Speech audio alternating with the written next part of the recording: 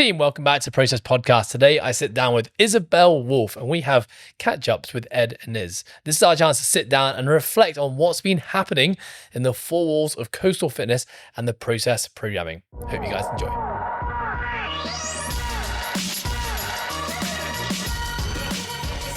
Hello, Ed. Hello, Izzy. This is weird. You're in my seat. Welcome to the Process Podcast. But you're in my seat. Oh, there's no my seat. What are you, 2 years old? You sound like my child. I genuinely am always in that seat. This is very Does strange. your name on it? I'm also sliding off this chair. Anyhow, Izzy, how are you doing? I'm good. How are you? Yeah, I'm very good, thank you. Well, great to have you on your own podcast today. Great to be here. I actually love it when you take the driving seat and I get to just. Why do you laugh? You're just taking that the wrong way. What? No, I didn't at all. You did. I like it when you are. You're slipping because the leading carpet's podcast. slipping down. Can you fix it? Okay. Yes. Continue. Anyway, how are you?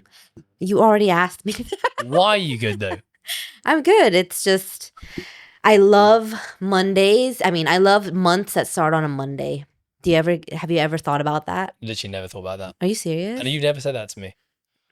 Well, I've Why? posted about it once. It just feels like it's going to be a good month. A new beginning. And it's like the first on a Monday. It just makes sense. But you also just said, I love Mondays. Do you love Mondays? No, I meant to say I love months that start Okay. on a Monday. How do you actually feel about Mondays? Honestly, Yeah, honestly. after a Sunday of being an all-day mom, I look forward to a Monday coming into work. That sounds fucking awful, but it's true. Pre-baby, how did you feel about Mondays? Yeah, I never really had Sunday blues. Like a lot of people have that where it's just like, well, I think maybe it's called Monday blues where you just dread going into work. But I think it's just, I enjoy the start of a new week. Like we get into training, we get into all the things we need to do for work, and like we get to enjoy our weekends. So, and it's not like our weekends the only time that we get to enjoy our life. I think unfortunately that is the way for a lot of people, but we get to Your do non-work things. life. Yeah. Yeah. Like it's not. Like we Yeah. get to have pockets throughout our entire week where we get to do weekendy stuff. So it doesn't really make a difference to me. Yeah. My Mondays always, so because basically every day for me starts at home, Yeah. like working on a computer. I think Mondays- everybody's day starts at home. That is true. That is very true. Not everyone though. Not everyone. Okay. Sorry, rephrase. My work day starts at home Yeah. most days. So the first like 3 hours is at a computer. And Mondays always feels like, because every other day of the week for me right now, Tuesday, Wednesday, Friday, I've got like very specific work tasks to do. Monday, I have like a lot of random little things that are all work related. So like today, my to-do checklist was like 10 different things in 10 like very different areas of the business. So it feels like a lot more frantic on a Monday. But as soon as I step into the gym for training, it's like I get this massive relief and I feel, I should say release. Like I just feel that like, forget all of it. But it's always like this Monday, I'm prepping for team meeting. We're looking at like weekly metrics from the last week, like key statistics in the business. Obviously, when you're crushing everything, it's like, yes. When you're not crushing everything, it's like, shit, why is that happening? And then you're kind of looking in. So I think there's always a mixed bag at the start of a Monday morning, but once the Monday rolls around, I always enjoy team meetings. They're always a bit of a laugh. And I feel like we create a lot of focus for the week. So once I'm in the gym, it feels really good. But I definitely feel like Monday morning, I feel a bit more anxious than every other day. And I would also say that as my week goes on, I have more space to be creative within my work day. So like Monday to Wednesday is like very important task that if I don't execute well on, it has like a big impact on other aspects of the business. Whereas like once I get to Thursday, those big tasks have all been done and I got these kind of pockets of time to like do creative work or like catch up or just think, what do I want to do in this hour? And that feels a lot less, stressful is not the word, but yeah, I definitely feel like the start of my week is way more stacked towards anxiety inducing shit. Yeah, I'm the same. I make sure I do everything on the Monday to Wednesday. That Thursday, Friday is a little bit more space for whatever may come.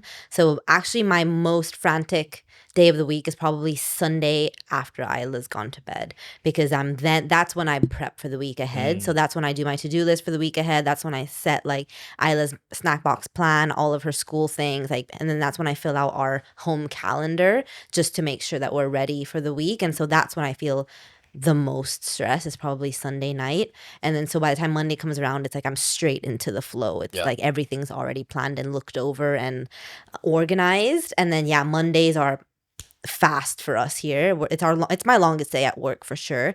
And then Tuesdays and Wednesdays are also very admin heavy. And then at the end of the week, it kind of slows off a little bit What's more. prepping Isla's snack box? Yeah, What's it called? I'm a snack because she's just started school officially this week, and that was one of the things that was super. Her nutrition has been something that's super important to me because, well, when my mom was with us, she was such a good cook, and we would always eat really well. But then when she left, my dad would just make us like freezer made food, and I think that's where my like, the microwavable freezer packs, and I think that's where my nutrition really went downwards. And so with Isla, it's really been my goal since ever, like when we started her food, just to make sure that she always eats really good quality food, and that it's never, and when we did her baby led weaning and stuff, like that was my, like, she has to love food and enjoy really delicious food and nothing of like processed and junk, that kind of stuff. So starting school, like I wanted to make sure that her snacks and her lunch pack was always healthy choices. It wasn't anything like processed or from a bag, and because they do give things in school, but honestly it's like cereal, which I've never given her cereal. Yeah, and like when we went there for orientation, they provided snacks. Good thing I brought my own. It was like a chocolate muffin, and I was like, holy cow, this is not what my child is eating in school. For literally like 12 years of school for me, my school snack was biscuits and milk, and I'm lactose intolerant, so I literally had I actually had the shits for 12 years. Genuinely, every single time. That is probably why your guts are still fucked. That's why Ant's bigger than me. I think he might skip the milk. Anyway, continue. Yeah, and so like it's just it's one thing that I really prioritize for her at school is to make sure that she has like her protein bagels for breakfast. Ever since for the last 2 years of her life, 98% of the days, she always starts her breakfast with eggs. Nice. So she has 2 eggs in the morning, just because I've read all those studies about what that does for your brain and stuff. And then almost. What about you? Yeah, I eat like shit. I'm done. My life's over. I'm like, hang on a minute. This sounds great for Isla, no, I don't even eat. Like while she's eating her eggs, I'm eating a chocolate croissant. Yeah, nice. So that's a problem. Okay. Well, she still doesn't know the difference yet. And then making sure she has fruits and protein, and she loves cheese, which I love. And so this is totally random information, but that's an important part of my to-do list is her snack box. Do you chat GPT her snack box ideas? No, I do. You and I have we've had. I don't think we've had a serious conversation, but I brought it up to you in jest. You need to calm down on the ChatGPT because ChatGPT is going to give you dementia. Early onset dementia because you're not using your brain enough. So this is my intervention, Ed. Stop using ChatGPT so much. Since we talked about it, I think you sent me some study on, and I called you out. Yeah, but I said I agree. Like I can already feel, because I use it massively as an efficiency hack, right?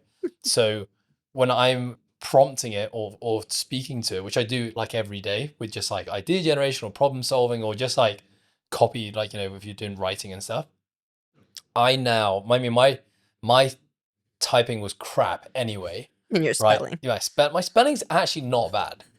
But because I touch type and I try and get through shit as fast as I can, I'm just slack at like going back through it and like making the changes.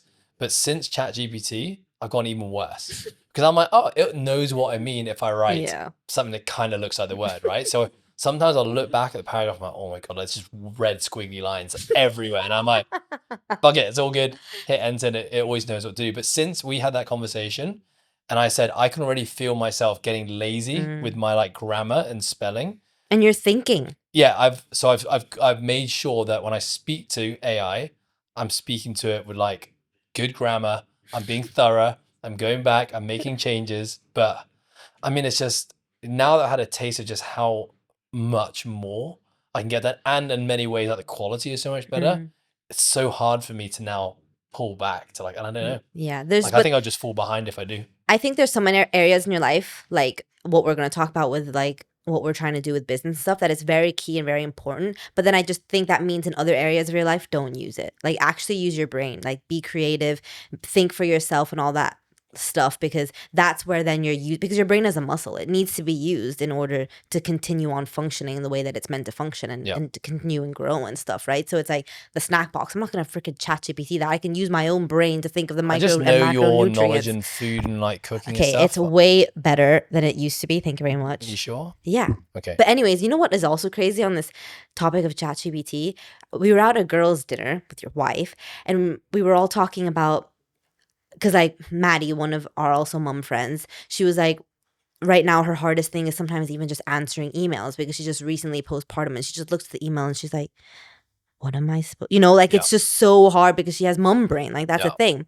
And then I was like, I was the same, but like what you have to do now is just chat GPT it. And I was like, just 2 years ago, there was no, or like it wasn't as, ChatGPT wasn't as big as it is now. Like if I had ChatGPT when I was first postpartum, all of that getting back to work would have been way easier than it is now. Isn't that crazy? But you would have been dumb as hell. I would have been much more dumb than I am now. But that's just insane, the technology progress in just 2 years. I mean, the AI advancements, and I mean, I just reflect personally, it's just my understanding, my ability to use it. Yeah. Because I went from being like, I feel like I'm behind. I feel like everyone around me is talking about it, saying I'm not using it. Yeah. And now I almost feel like, just because of my frequency of using it, I feel like I've kind of jumped ahead now for many people. But yeah, it is nuts. Just, I look at just my work and how much more I get done now. And I honestly think the quality of it, yeah, and it just, even compared to a year ago, it's totally different. But I am very, very conscious, especially with anything written, of not becoming fully reliant on ChatGPT. Because like, it's really important. I can feel myself, or at least the way that people would read what I write, losing my authentic voice in the way that I have a way of writing things, right? Like you always say, you put too many exclamation marks, but that's just like... That's also ChatGPT though. It loves an exclamation point. But that's probably because I feed it exclamation points. So I'm also really conscious of it now as well. I'm like, actually... When you know those dash things, you 100% know that person has just copied it from ChatGPT. No, for sure. So you just got to replace the dash with a comma, and then no one knows. And also, it likes to use American English. But you can prompt it to teach it, not Yeah, to. but it starts off with... So all of a sudden, if you see someone who's always used English be like American English, like program and stuff like that, you know that that's ChatGPT. I've just taught my AI just to speak in English. Yeah, to never spell, because I type the word program probably like every day because of the word that I do. Just make sure it's always a double M-E. Team, I want to quickly interrupt this episode to give a little shout out to our sponsors today, Well Spent. This little journal has made such a massive, profound impact on my life since I started using it. When I started using it, I actually didn't know that it was backed by neuroscience, but now it totally makes sense. This has brought a ton of gratitude to my life. It keeps me on track and focused on the things I need to do day to day, and brings a lot of context as to how each day fits within the greater week and the greater month. So if you, like me, really care about trying to be a high performer and want to do everything you can to make that happen, I cannot recommend this journal enough. Use our discount code, The Process, to grab yours today. Kind of broached little things that we wanted to talk about. This catch-ups with Izzy and Ed is basically just us sharing what's happened. We actually haven't done one in quite a while. So I think a lot has happened. I think you and I post on our Instagram frequently, like, oh, we're working on things, behind the scene things that no one really knows what, when, how, if. And so we're not going to share any details, but I think there are things that we can share details on. Number one, you started with a new mentor. I think we should start there. Yeah, tell us all about why you made the change, the new changes, who he is, what he's doing for us. Yeah, go. Floor is yours. Yeah, so basically I worked with and we've done a whole podcast talking about my last mentor. I worked with him for 10 months, and I just kind of was, when you just know when it's time to kind of move on. And I guess this was like a professional relationship, but it also became a personal relationship. I went and visited him in Dubai, had a great few days with him. You chat to someone on the phone every single week, naturally, like you develop a relationship. But I guess from a professional sense, which was the ultimate driver of why I was looking to work with him, which was I was looking to, really help take this business to the next level and upgrade my professional skills as a business owner. It kind of just got to a point where I just knew it was time to part ways. And, that feeling isn't something that just happens overnight, right? It's not something I kind of just acted on because I woke up one morning and was like, oh, that wasn't a good call, or I didn't get anything last week, let's move on. This was something that was kind of just slowly building behind the scenes. And, we had really honest conversations about it. I was trying to communicate clearly what it is that I would really love to start focusing on in, during our time together. And it ultimately just came to a point where he realized and I realized that he wasn't the guy to help me get to the next, basically to take on the next chapter of where I'm at as a business owner. So when I look back on the last 10 months, it was amazing. Like, there are so many things personally that I think I in a personal sense, I feel like I evolved a lot, and he really challenged my thinking in many ways. And there are definitely maybe views that I had on the world and specifically business that I think I've definitely changed my mind on it, and I've really embraced. Like, it's a part of me now. And professionally, like, he helped me in many ways with the business. Like you and I and everyone, Yeah. here at Coastal in the process programming. So like, zero regrets. But I also think that, in the nature of, I started to realize over time, because there's not, although I spent I spent 16 years in coaching, I have not had a coach for 16 years, right? I've kind of worked with different people, different mentors, different fitness coaches, different business coaches over the years. But, a lot of those relationships have been really positive because, as an adult, I get to choose who I want to work with. And I think that there were aspects of the relationship that I had with my previous mentor that maybe weren't very healthy. I think And we talked about that. we talked about it, yeah. Yeah. And I think at the time I wasn't seeing it as a negative. I was seeing it as this was positive, like, brutally honest. Like, his belittling, belittling, that's not the right way, but I guess it's a very patronizing way of kind of like bullying me in a way. And I think some people just respond really well to that. Yeah. Like, I know lots of clients that we have here. That's the way Ant coaches. Kind of, that's basically is Ant. I basically employed Ant. Ant is a fantastic coach as well. But I think just some people respond really well to that. They just want to be told what to do. And I just realized that, that's not the way that I coach people. Yeah. Never has been. And it's also really not the way that I want to be coached. And I felt like that style and approach to coaching and support was just not getting the most out of me. And at first, I took the ownership and said, this is a me problem. I need to figure out a way to adapt to this guy's leadership and coaching, because he's just being brutally honest. This is the way that he is. And at first I was getting like quite upset and offended by, like, the brutality of his feedback, and basically constantly feeling like I wasn't enough. Yeah. Right. That was, and, at the same time I can say, like, I wish he didn't do that, but I'm glad he did, because I actually went and uncovered some pretty crazy things about my past that I had maybe never been aware of. I did an amazing breathwork session with Angela, who I've had on a podcast, and she helped me uncover some, like, childhood trauma stuff at school that I never knew even existed. And that all actually stemmed from my relationship with my mentor. Cause I was like, why am I getting so triggered by this? This guy's just being honest with me. Why am I getting so upset? So I think at first I really put it down as a me problem. I put in a lot of work. I feel like I evolved as a human being throughout that few months. But then it just got to a point where I was like, okay, well, I actually get to make a choice in this now. Like, is there someone else? Or is this just the way that all business coaches in this day and age coach?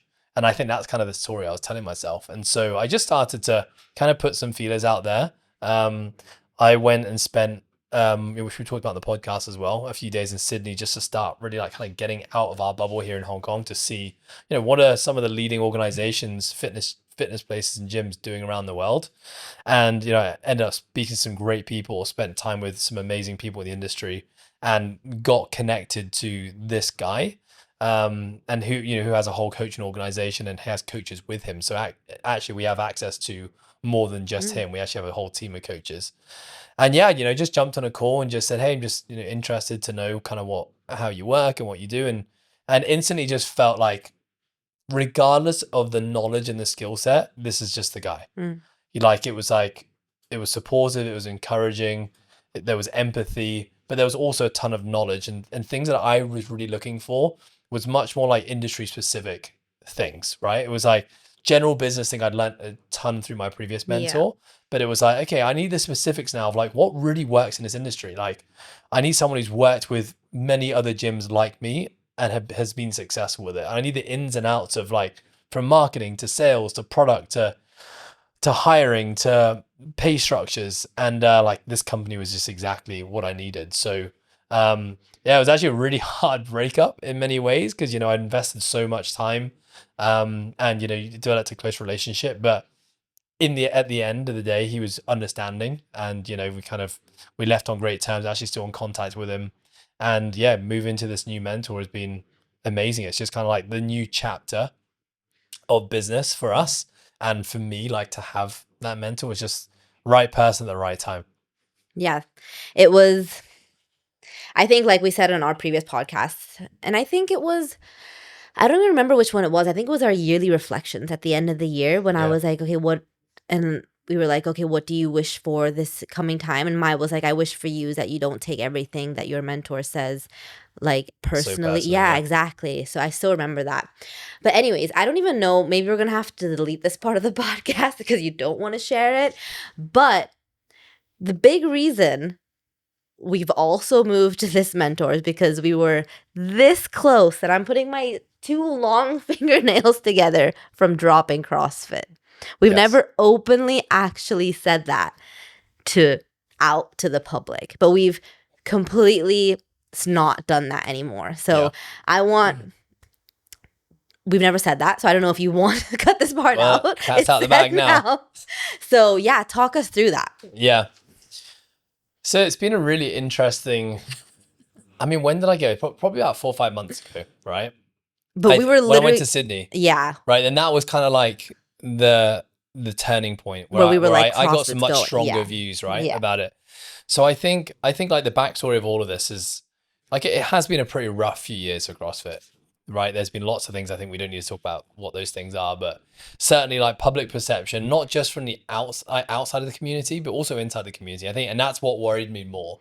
I think the public perception of CrossFit as a sport, as a methodology, and as an organization, like you're always gonna have a mixed bag of feelings, but that everything has a mixed bag. Bodybuilding has a mixed bag. Transformations have a mixed bag. F45, like people are entitled to their own opinions, but when the actual core community, which is what CrossFit has lent on for so long, it's what's made it basically survive in the last 15 years. When that started to disintegrate, you've seen more affiliates leaving. You've got athletes who are no longer participating. You got people getting into high rocks now, getting into endurance running, leaving the thing they've been doing for the last 10, 15 years. I kind of just like you kind of just raise your eyebrows at that a little bit, and you start to look at yourself. And you're like, am I behind here? Like, is everyone moving? Everyone's moving on. Like, do I need to be moving on as well? So, I went down to Sydney to basically test a hypothesis. Like, is this thing actually dying? Because in Hong Kong, you've got the kind of staples in the CrossFit scene who all seem to be doing well. China, it's growing again. It's had this resurgence after the pandemic, and then you've got like Philippines suddenly has highest participation in the CrossFit Open. It also has the highest number of affiliates they've ever had. Like, so you got these pockets around Southeast Asia, which tells you it's growing. But then, and when you're in the bubble, like you just can't see anything else, right? And so that's all we're seeing. So okay, get on a flight, go to Australia. Australia is like a massive hub for CrossFit, and like there are just no CrossFit gyms. Like in Sydney, there are none. Like on the outskirts in the suburbs, you get on a 30 minutes outside, then yes, you have these kind of pockets where there's these small communities and it's still thriving. But there's this big rise of like other styles of gyms, like personal training gyms, really high-end fitness gyms, group training, but also like 24/7 styles. And I'm thinking, oh, maybe this thing like is dying. So, we came back and we had, a, lots of conversations, kind of looking at the pros and cons of it. What do we want our business to be about? Looking at the future of like, where do we want Coastal to go in the next, 5 years? Where do we want the process to go in the next 5 years? And then the big question mark was like, should CrossFit be a part of this? And it's like, the whole concept of like the reticular activation system, right? When you see one thing, you see the yellow yellow car, Ferrari, you see it all you the just see time. yellow Yeah. Ferraris everywhere. And Yeah. that's kind of like the space that I started to live in. It's like, it felt like every day another gym owner was putting a post saying, I'm closing my CrossFit gym, Yeah. it's time to part ways. Yeah. And it was just like, I guess it's like a confirmation bias, right? The moment you start thinking this is the right thing, the universe starts telling you, yes, it's absolutely the thing to do. And so we just deliberated about it long and hard and got very close to actually parting ways We with were it. like 2 days. It was Yeah. just the one call with your new mentor. We told the team, we were about to tell our And entire community. let's define what we were going to do. So basically what we were saying is that we were going to make some tweaks to our group class program here at Coastal Fitness to basically remove Olympic lifting. Olympic lifting and high skill gymnastics. And so basically take that out of it because it was really just a safety thing, number one, but also like let's give people less opportunity to tie what we do here to the brand CrossFit, which is currently on a bit of a slippery slope. Yeah.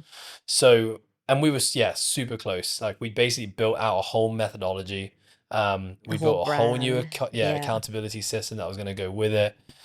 Yeah, basically the brand was all going to change. Like we were bracing ourselves for, losing so many members. Sitting down with all our members and kind of like, sharing this with everyone. I had multiple meetings with, like long-standing members just to get their thoughts on it. And it was kind of like, it was a 50-50 bet. Like it was kind of 50-50, right? And I think, this was also amongst like other plans that we wanted to like bring into the business. And I think that the exercise that ultimately made us change the direction was, well, number one, it was like, this could be a really good move, but it's going to be a lot of pain in the short term because our whole business is built around this thing, but potentially, maybe, this could be something great for us in the long term. So like, are you willing to ride that out right now? So we kind of deliberated over that as well. And I think the second thing was, for me, I started to really just like speak to our members more and the wider CrossFit community about what it was about CrossFit that made them gravitate towards doing it. And I also like reflected on me, like, why did I first start in 2012, 13, like getting into this stuff? And really interestingly, the more research I did, the answers that were coming back from the people who've been doing CrossFit for, let's say, 5+ years was not what I thought. Actually, most people were saying nothing to do with the word CrossFit. They were like, oh, I don't even refer to it as CrossFit. Actually, when I tell people what I do at Coastal Fitness, like I follow a strength and conditioning program, with great coaching and great programming. And I get to learn these really cool skills, which I was at a point in my fitness journey where I was just bored and I'd plateaued. And I was like, oh, okay. So for us, I think we tied so much to the brand of CrossFit, and naturally, like we do the CrossFit Open every year. We compete in the CrossFit semifinals. We send athletes to the CrossFit Games. And it was at one point cool to be CrossFit. Cool. Yeah, it was cool. And I think, so what we really, basically, long story short, was like, you know what? There's actually, I think this population of people who are, more mature in their fitness journey. They've done high intensity classes. They've done powerlifting programs. They've done bodybuilding. They've worked with PTs. They're a mature fitness client that is now, just wanting that next challenge. Like they care about performance a little bit more. Like they want to be really strong. They want to be really fit, but they also want to challenge their body to learn things beyond just dumbbells and barbells. And like the question that we kind of deliberated on is like, is that person ever going to disappear? And I'm like, well, before I even really knew what CrossFit was, it was the fact that I saw, some guy doing muscle ups and a squat snatch. And I was like, wow, I can't do that. I'm like, I want to try. Still can't do it, but I want to try and do that. Like that's something about that is really exciting to me. And so kind of we said, well, if the name CrossFit is not part of, what we talk about, which it isn't really anyway, not here at Coastal Fitness at least, like, is that going to hurt us? Let's really start to understand our ideal client, our avatar that comes to our LPC classes. Let's really try and understand that person, what it is they want, what's missing in their life, what void they're trying to fill by coming here. And let's just speak to them. And if that means that the training actually stays the same, but we just talk about it in a slightly different way, then is that a bad business model? And I think that's kind of like where we're at right now. Like, was there anything that you would add to that? No, I think it was an insane few months of just like thinking that everything we were known for and we were going to do was about to change and just what the repercussions of that were going to be like. It was very daunting and overwhelming. But I think we were just at the point of our business life where we felt like something that big and drastic needed to change because we were just so stuck. Right. And sometimes the only way to get out of being unstuck is to do a complete 180. When we did the smart thing, you did the smart thing, was to actually seek for help from people who've done similar experiences. And then they were able to kind of calm us down and be like, look, you can look at your current business model and make small changes to that will drastically improve your current state without the need to just uplift and Yeah. upflip everything that you've ever known and everything that your people stand for. So I think that was a huge wake up call to us to be like, just calm down Yeah. a little bit.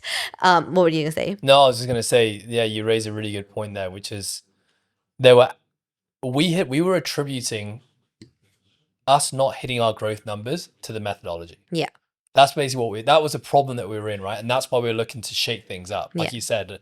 And we thought that the answer was, let's just do a complete U-turn on what we're doing, a new methodology, take out Olympic lifting and gymnastics, and suddenly we're going to be, Yeah, in a different situation. Exactly. Yeah, and very openly, like, we were struggling, because like it is a tough time. And I think something we're gonna bring up later is like we're gonna be talking to other people in the industry as well and just figuring out how their journeys are going. Cause I'm sure, and like we've openly talked about, like it's an amazing thing that health and fitness is rising, but with the rise of something popular, it becomes harder for somebody to be successful, right? And I think we're experiencing that currently with just the mass number of things that are available for people. It's hard to stand out. And we were kind of pointing our fingers, being like, well, we're not doing what we need to do because we're tied ourselves to something that's actually sinking when we need to tie ourselves to something that's not floating, but going up, right? Yeah. Growing. And so actually it's like, well, we can still be true to who we are. And this is what your mentor, like, I loved the exercises they made us do, which is like, go back to the basics, right? And this is what I would encourage so many business owners who are going through, regardless of your industry, to go through is like, okay, go back to the core of who you are and write that all out. Because you've been in business for 15 years and we didn't have any of these things, right? It was like, okay, well, yes, we know our mission statement, but what is your positioning statement? What is like the value statement that you're providing? Who do you actually serve? Like, write down who your ideal customers are. And from that, you can see where the cracks are missing in your business, that potentially you are getting people who are interested, but not people who are signing up because they don't actually believe in what you do, or they're not the right fit for you, right? So I think just really stripping it down and being like, okay, yes, Olympic lifting and gymnastics, maybe we thought that was CrossFit, but people aren't doing it because it's CrossFit. People are doing it because they're being challenged and they're being forced to do something outside of their comfort zone and achieve something they never thought possible, which is the motivating factor of a majority of people signing up for things like that. Like even for High Rocks, like it's so successful because people want to physically challenge themselves and they look at something like that being like, that's hard, but not impossible. And so that's why I want to do it, right? So even just changing the words of like, oh, come and do muscle ups and snatching, where people have no idea what that means. It's like, oh, join a gym that is for high performers that will enable you to learn new skills you never thought possible. Like that's just a completely different way of looking at it. And like now that we're doing testimonials and really speaking to our customers, that's exactly what they're saying they looked for before joining us, is that they plateaued doing something elsewhere and they wanted to join us because they realized that they could do more than they thought possible, right? And so I think really taking that step back and just going simple has changed the game for us massively in such a short amount of time. And I think, for gyms who are thinking or listening to this, like that process of really understanding why people came here, like that was a lot of conversations. I was actually putting polls up on Instagram, quite regularly just to hear from like the random IG world. Like, why did you guys start CrossFit? Why did you join your first CrossFit gym? Like, what was missing in your life? And it was like the preconceived ideas that we thought of why people came here. We wrestled with like, they just want to look lean. They just want to get jacked. They just want to go to the CrossFit games. A lot of the reasons that we had listed out as to why people join and do this stuff were actually not the reasons. And it was like, every day when I get showered at 12:30 after my training session, all the lunchtime class are coming in, right? So we always have like all the boys are having a conversation in there. And I basically just said, right, this is where I'm going to do my market research. Every day in the gym, I'm just going to speak to a different person and I'm going to ask them, like, why did you come here? And I'm just going to for 5 minutes, just pepper them with questions. And then we had a massive social on a night out. Everyone got hammered. I started throwing questions at lots of my members then as well. And I just learned so much that I just had assumed so much. And I think the other really powerful exercise was, I just got on a call every week with another gym owner. And I just, was seeking advice. Some of them have been guests on this podcast. Some of them just in different countries. just try to learn about their business model. What are they doing? What are their challenges? And then I actually shared a bit of what I was thinking about doing. And I just basically asked a question like, what do you think? And the response that always came back is like, well, when I think about Coastal, this is a reputation that you guys have and you guys are amazing at it. And it was always like, you guys are like, you have the best programming, the best Yeah. coaches, and you guys are like the performance-based gym. So whenever I have performance-based clients that want to take their training to the next level, I always refer them to you. And then I started thinking, I'm like, okay, I think where we're going is actually we're leaving that because we're scared because we think that that's the reason we're not being successful. But what if we can just own that more? Like, what if we can do a better job there? And then the question was, well, what do we need to do a better job on? Hmm. If we're now saying it's maybe not just a methodology, like what other aspects of our business are we not crushing it on? And again, like having our mentor was really helpful. And again, just conversations with all the other business owners, we started to identify some aspects of the customer journey in our group classes here, our LPC classes, which for those in other gyms, let's just call it our CrossFit classes, that we just weren't doing a very good job on. Like, we'd had this, should we talk about it? Yeah, We'll talk about our things we're onboarding changing. process. Yeah. Yeah. One of the big things that we had identified was our onboarding process. So fundamentals, which is very common in like gyms like ours where they're teaching high skill movements, is basically like this onboarding process to just basically ensure nothing doesn't ensure anything, reduce the likelihood of injury of people joining the gym, increase the standard of coaching. So basically, like we're doing some form of onboarding process to teach people the basics so they can go into class and be successful straight away. We basically had this fundamentals process that we used for almost like 8 years, I'd say, and we never really looked at it. And so whilst we've spent a lot of time, improving the way that we coach our classes, queuing, social media, marketing, we've never really looked at that aspect of our business. And so we kind of like put that under a microscope and started to realize a few things like the barriers to entry was super high. Yeah. Can we achieve the same goal by doing it in a different way? How are we marketing this like fundamental thing? We basically weren't. Like it Yeah. was just basically this word of mouth thing where people would just rock up and say, oh, how do I join this thing? Oh, you got to You do have to 5 go one-on-one through. Yeah. sessions. We started to realize that not everyone sat within the bucket of needing 5 sessions. Mm. You got some people who can get there in 1 because they've got prior experience to similar movements. You got some people who need more than 5. So basically we started to discover that the onboarding process could be a lot better from a marketability standpoint, but also just a customer experience. Like, how can we get them into our class and experience the community? We also realized that we dropped the ball a bit on community events. That was something that was such a massive part of early days of Coastal. Now, granted, in 2013, every social was just getting hammered on a Friday or Saturday night, and that basically happened every week. Yeah. But obviously, at that time, whereas as a business owner, I'm 25, 24, 25 years old. That's what I want to do every weekend. So naturally, our whole membership is fellow 24 to 30-year-olds who want to get hammered on weekends and train really hard in the week. So it just made sense. I'm now 37. I don't want to do that anymore. Yeah. Our socials have changed. Yeah. We actually kind of like, yeah, because our needs and interests kind of change. We're all getting older. We kind of prefer solitude and quiet time on weekends, but we realize, that's not the best way to bring a community together. So we need to step up our game on trying to bring, new members, especially into our community. Because I think something that is very apparent with like long, we're a 16-year gym, but when you become a gym with, your OGs or, the people who've been with you for 5+ years, those guys are fantastic because they'll stay with you forever because, they've got their community now, they've got their friends. It's more than just about the training now. They're coming to show up and get their social fix, etc. But that makes it really hard for newcomers to then break into a community because there's all these kind of cliques of really close friendships within all the classes, all the different services that as a newbie coming in, like them seeing that everyone else has their people, but they don't, right? How can we get those guys in faster and get them integrated? And so there's so many little things. It's like, their introduction when they first step into class. It's like, who's the person that's dealing with them from start to finish? Having more opportunities outside of just classes where they can actually, meet other people and, build a relationship that's going to, and then, how can we get more of these guys past the 3 to 6 month mark? Which we know that if we can get them there, then the likelihood of them staying with us is going to be much better. So there's just lots of things when we started to like, really put that part of our business under the microscope that we realized we're actually doing a pretty shitty job here and we can do way better. And again, like all these conversations with these other business owners, I was just getting so many different ideas from all these guys. Like, I was like, well, we're just really behind on this. I don't think this is actually the methodology that's a problem. Like, we just got to do a better job of a bit as a business of building a community and, welcoming new people to it.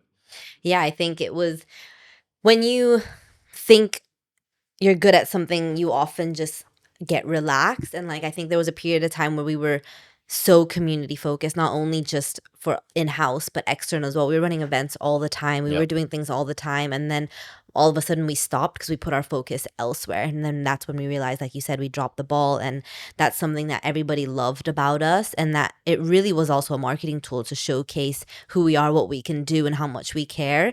And it was like, wow, we haven't done one in age. And so really now that's a huge focus of ours, is like bringing back that part of Coastal that really made us shine and showcase us as individuals, but also what we do for the people around us, right? And so that's something definitely is very exciting that we're bringing back into the cards.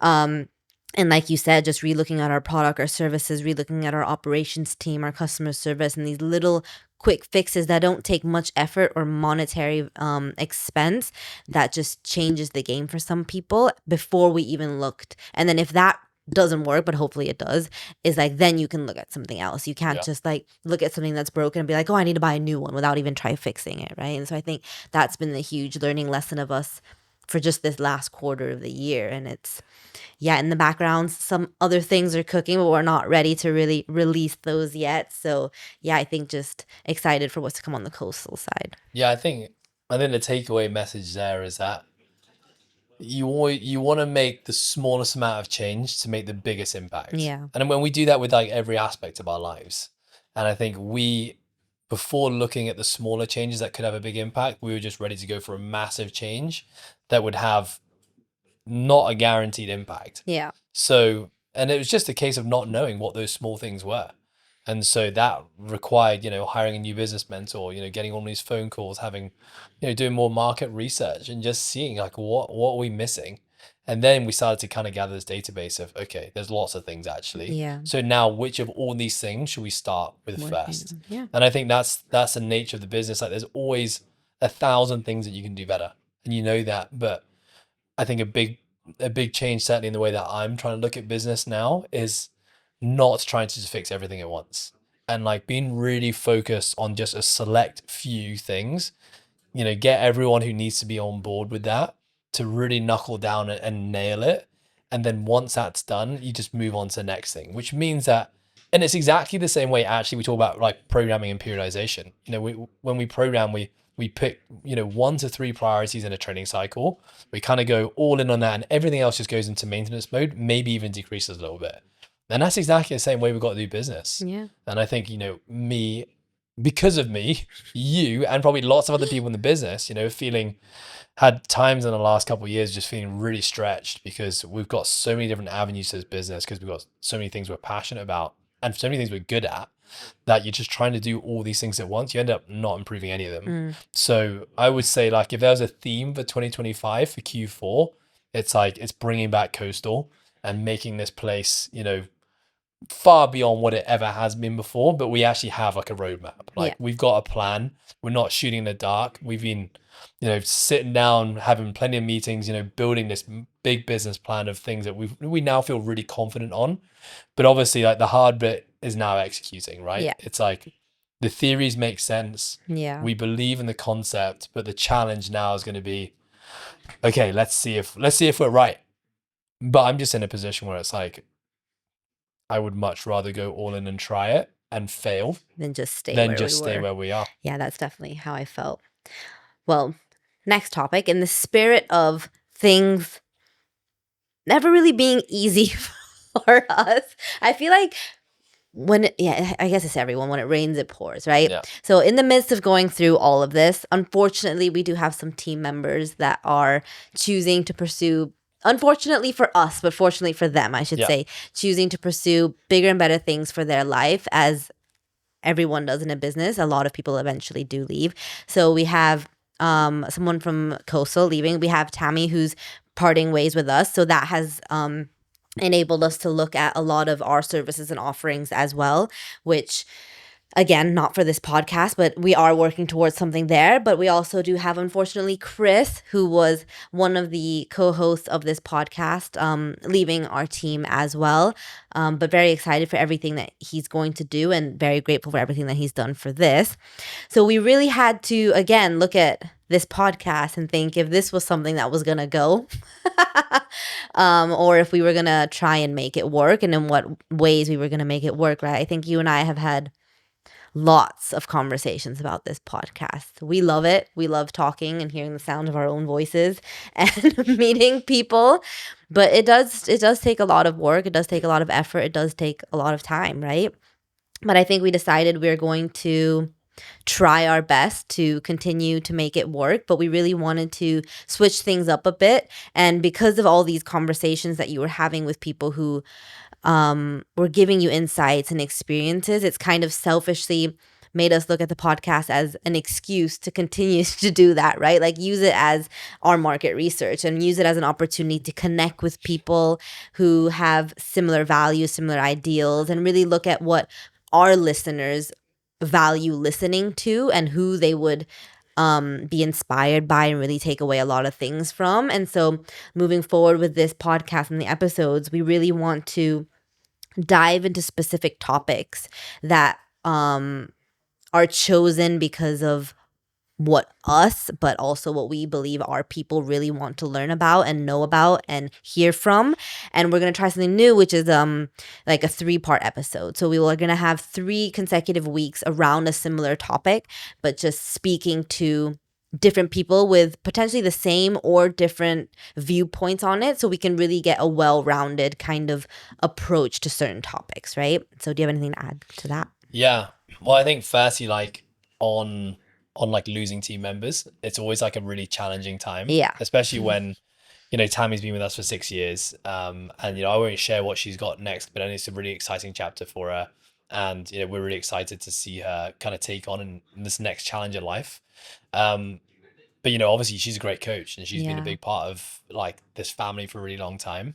So navigating that's always challenging. And then Chris, again, I'll let him share like what his story is. But he left the corporate world, to try and pursue something that he felt really passionate about, which was coaching and being in health and fitness. And I always say to Chris, like, such a ballsy move that he did that. Most people just kind of talk about it and dream about it and never actually do it. Yeah. But I think for him, he's realized, his priorities in life have probably changed since that day when he decided to kind of ditch the corporate world and try, coaching and being with us. And so, yeah, I wish him the best of luck on his next chapter. He's been incredible for this podcast. Like so much has evolved in his time and the individual coaching course. So yeah, 2 big losses to the team, but it's also amazing opportunities for growth and change. Yeah. So, yeah, lots of love to those guys. On the podcast, like you said, I think this is something that I personally have like questioned a lot. I think because, this podcast has been like my kind of baby and my project. And then, over the last 3 years, like I've had periods where I've just been so stretched thin, and this is all my own fault. It's no one else's fault. That it's like, the commitment to doing something every week, which requires, finding a guest, planning an episode, sitting down and being, fully present, and then all the back off, the back end stuff that happens to promote the episode and get it out there. So, there's definitely times where I've questioned it. And I think having Chris as a co-host was really nice because it just kind of, I was able to share the load with someone else, and he was able to step up in areas that maybe I wasn't as strong at or required, more of the back end stuff. And I could just focus on, delivering a podcast. But I also had a co-host as well. And I think the first feeling I had when Chris, was, said he was going to be leaving was shit. Like, who's going to help me with the podcast now? Yeah.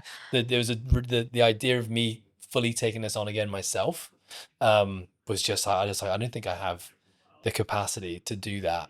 And this is where you stepped in. Oh God, not really. And so you did. Don't get too excited, guys. No, you came in, on a whim and basically just said, I want to step in and I want to help with the podcast and I have this really cool idea. And so like you just said, this idea of like seasons or series, where we're going to talk to guests about a similar thing. I really like it because I think that's something that we had tried to do in the past, but we just never really like got clarity on why we were trying to do it and what that was actually going to look like. Yeah. So I'm always really excited. I love organization. I love like structure. So this really appeals to me and like creates a bit more intention with like the guests that you're searching for and the actual topics that you're talking about. So my question to you is like, where was the inspiration behind this? Where was this idea of like doing a series, let's say 3 episodes, and you actually kind of planned out a rough sketch of what the rest of the year could look like? So where did that inspo for you come from? Yeah. Well, just like you, I need everything to be organized, structured, and make sense. I can't do things off of a whim. I am the ultimate type A planner to T. Like You every are. second needs to be planned, and every plan B and C needs to be perfectly Yeah. planned just in case A doesn't work out, right? So I'm that type of person. And so that was just my thinking. That's why we've planned it all out now till end of January, actually. So I'm an avid podcast listener. Like when I do my runs, I listen to podcasts. People think that's crazy, but I don't put music on for my 2-hour runs. It's a podcast, which I love. That Diary of a CEO is always almost 2 hours, more than 2 hours long sometimes. And so that's just the way that I've been seeing that he's been doing things. And it's really captured my attention because you're hooked then. And then you're also getting much more knowledge on the topic because you get to listen to different people say things about the same topic. And so maybe you're listening to the first podcast and you're kind of like, oh wow, I agree with what this person is saying. But instead of like, then because I'm also the type of person that when someone says something, I'm like, damn, that actually sounds, you convinced me. And this, I believe that now too, which is probably a toxic trait, but That's me. but then you're like, well, I'll hear another perspective next week. And so you hear the other person's perspective and you're kind of like, oh wow, that, and then you start thinking like, well, which like do I actually believe in? And then usually there's a third one or even a fourth one. And then you get really this well-rounded, holistic kind of view on this one topic that you can now more considerably make your own mind on what this topic is, right? And so that's where I started really. At first, it was like he was talking all about marketing, then he was talking all about hiring and staff, and then he was talking about AI, and then he was talking about mothers, which I love that episode. And he was also then talking about fathers, and then recently all this thing about them learning with your brain stuff and dementia, like that was a lot of podcasts about AI. And so I was like, I get it. This works. And I'm hooked for all 4 episodes because I want to know, right? And so I was like, why don't we do that? And it also makes things way easier for people like us who just have a lot going on because it's like, okay, our next 3 episodes are about a certain topic. Who do we know that are the best key speakers for these kinds of things? And we fortunately know a lot of people. We know a lot of great people. We know a lot of knowledgeable people. And so I've also planned the series around events. So events of like, if it's the Open that's coming up, if it's High Rocks that's coming up, if it's a marathon, or if it's about women, or if it's about children, or even just Hong Kong in general. So I've timed it really with the calendar so that it's a more relatable topic within the time. And then really we discuss together key people for these topics. So I'm really excited for the first few series that we're bringing out because they're people that we haven't actually had on the podcast. And I think with them themselves, they're real trailblazers and influential people in these areas that we're going to dive into, and bringing their perspectives onto our platform and bringing their followers onto our platform benefits not only us, of course, but I think them as well because they get a whole new listenership. So I'm really excited to kind of uplift ourselves, but the community we actually personally know, which we haven't really delved into before. So I think that's just where it all came from. I love it. We should put a shout out now to basically, if you're a guest that you think, you have something cool to say, and it can be, as off the beaten track, it doesn't have to be mainstream, just health and wellness. Like if you think you've got something cool or a perspective or a passion or a skill set that you'd love to talk about, like please reach out to us. Yeah. Like we would love to have you on the show. And then also listeners, like if there is a topic or a theme or something that you would love for us to explore, then please, like the more ideas that we get from you guys, the more we can come up with and execute on. So yeah, I'm really excited for it. Yeah. Okay, we're going to wrap up this podcast. You've been saying a lot this time that you're really stretched thin and you have a lot going on. So why don't you tell our listeners what the hell do you have going on? Right. Myself and my lovely wife, Cami, we are expecting on December 19th. So excited for you guys. Yeah. How do you feel? Well, I mean, most of the time I feel pretty relaxed. When I speak to you, I get pretty fucking stressed. Not gonna lie, that's a pretty honest reflection of it. I think Again, it's I like am it's the one of planner. those. It's just one of those things that it's like when you don't know, you don't know. Yeah. Right, and it's like, I think, well, I'll be honest straight away. I'm under no illusion that this thing's gonna be. It's gonna be easy. Like I know this is gonna be hard, but I'm excited for the next chapter of hard. Like I enjoy hard things. Maybe not in the moment, but I enjoy like the process of navigating them and coming out on top. And I know we're gonna come out on top. So I am really excited about the next chapter. This was planned. Like, this is something both myself and Cami really want. And I feel like I'm in a position in my life where I'm ready to, pass on my, wisdom and life experiences to someone else. And then like brutally, like if I'm honest, like if you'd asked me that question 5 years ago, I probably would have said no. In fact, my answer was no. And it's just like this thing where it's like you just know that I'm ready to welcome this thing into my life. So we don't know if it's a boy or a girl. We're gonna leave that as a surprise. Like genuinely, there are just not very many surprises in life anymore. I feel like everything is we're just spoiled by choice. And especially someone who chat GPTs everything. Exactly. Can't chat GPT what your kid's gonna be. Probably can. You soon, probably though. could put some formula in there and be like. So yeah, we're super excited. I mean, I'm lucky to also have just an amazing support network in this team. Like, you're an amazing mum. We've got Meg and Mark. They've got Mason. Jel has got a child of her own. Yeah, our whole community now. Our whole the age community. is full We've got of so kids. many people kind of popping babies out. Yeah, it's within a few months of each other. So I feel very lucky to be in this community, and I've got lots of people to lean on, and loads of people have already reached out and said, listen, if there's anything you need, and I don't know what I need yet, but I will 100% lean on you when that time comes.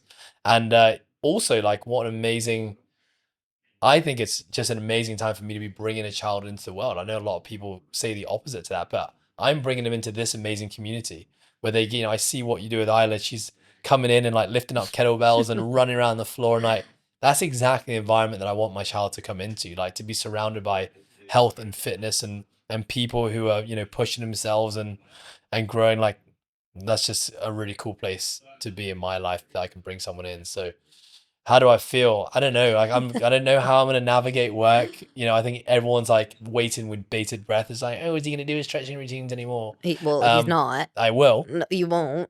I will. Oh my Cars God. is happening in the morning. It's not. Baby or not.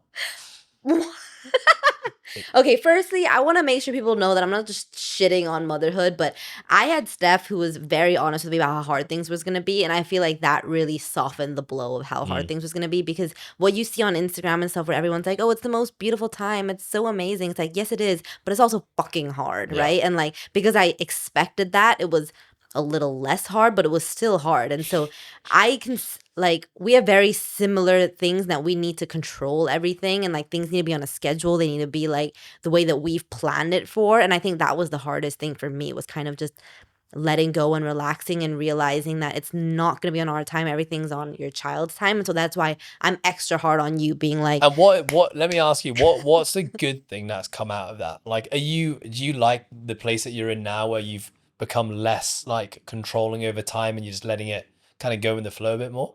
I'm still 100% very controlling over time, but it's just that you don't let it phase you as much anymore. I think I'm much more able to let go of the result if it didn't go the way that I planned. Like, I still need to plan things, because if I didn't plan for A, I planned for B. So at least I had a plan for whatever happened. But if it didn't go the way that I really wanted to go, I'm much able to be like, okay, it's fine.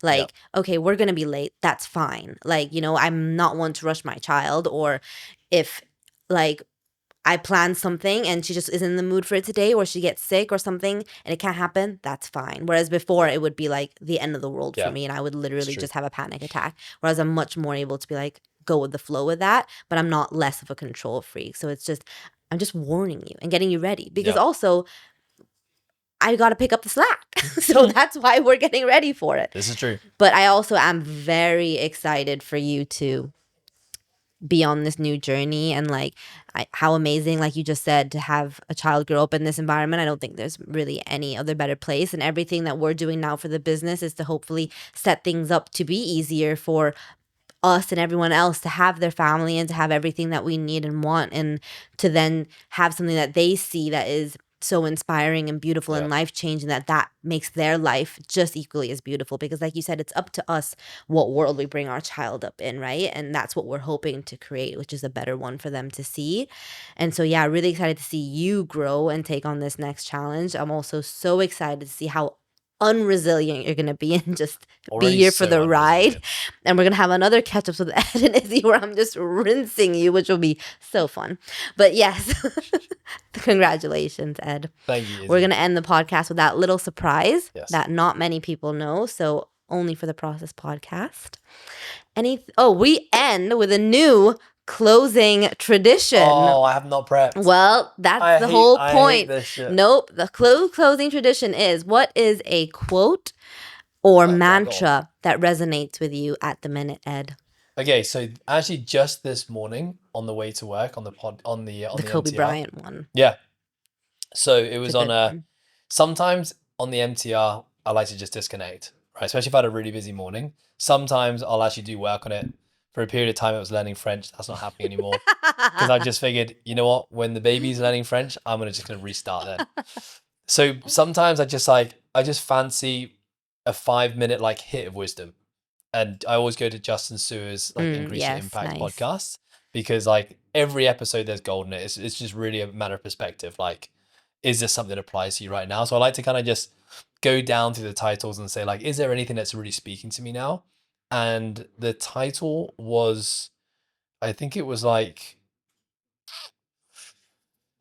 I don't know, I just love Kobe. I love Kobe Bryant quotes because the guy is just a legend, right? And like the things, the whole Mamba mentality and like his just outlook on life and like self-improvement was just incredible.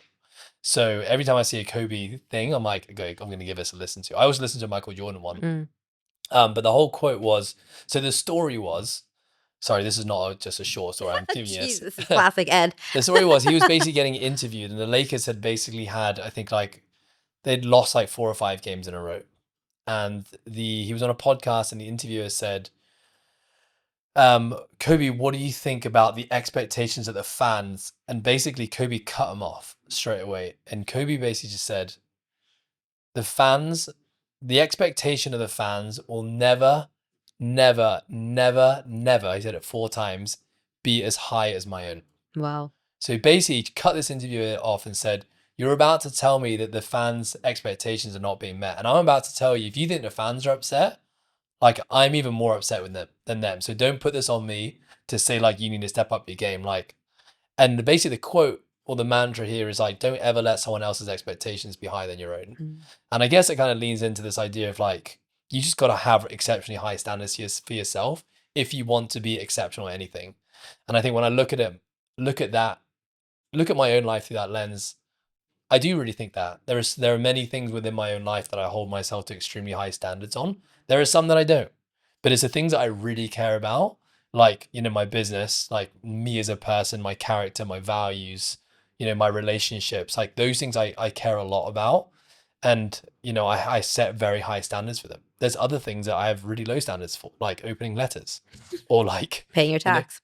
Filing my tax bills. I pay my tax, by the way. Just didn't file filing. properly. You know, just little things like that I'm not great on. So I don't think this quote is, you know, there's another quote that people always say, which is like, how you do one thing is how you do everything. And I totally disagree with that. There are many aspects of my life where I think I'm a really high performer, and there's some where I think I'm a really low performer. But I just really love that quote. And it's like, I never want to be in a position where I'm talking to someone about something I really care about, where I feel that this person's expectations are higher than my own. No, I Because I love think that. that would be a sign. Yeah, I agree with that. And I think that really sums up everything we're trying to do with this business, is really elevate ourselves continuously because of how much we love it and how much we don't want people to be disappointed in what we're doing, right? Yeah. And if you are disappointed in us, which you will be at some point in time, Like, just know that we're trying our absolute best, and are. we have really high expectations for ourselves. Yeah. Okay, don't think you're gonna get away with I'm this getting away with because this. you're No, not. No, okay. no. I'm the podcast No, you're not host. the podcast host. You said at the start of this episode, I said, "Oh, are you hosting I'm me, the Izzy?" You said, podcast "No, host. this is just a chillax conversation." So, We're ending the podcast. question here. back to you, No. Izzy. Stop. Is there a quote or a mantra that resonates deeply with you right now? I think, well, I've been obviously reading a lot into kind of horoscopes and like the new eclipse stuff is coming. And it's not necessarily a quote, a direct quote, but the theme that keeps coming up is not around never settle, but I have this tendency to kind of just let things pass. Like, even if it's, again, up to the standard, even if like people's actions or the work that I do, if it's just enough to not piss me off, I let it pass. But kind of my theme that I wish for myself that I'm going to act for this last quarter of the year is only accepting things that are up to my standards. Nice. So whether that's the way that people treat me, whether that's the work that I actually put out or the work that I accept, or the relationships that I have in my life, or the quality of even the time that I spend with my child, or the house that I live in, or the work that I do, it's really not letting things just be mediocre. It has to be completely up to my standards or I don't want it at all. And so I think that's just my mantra moving for the last quarter of the year. Love it. Yeah.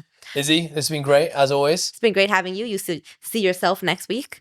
Yes, I'll see myself next week. Bye. Goodbye.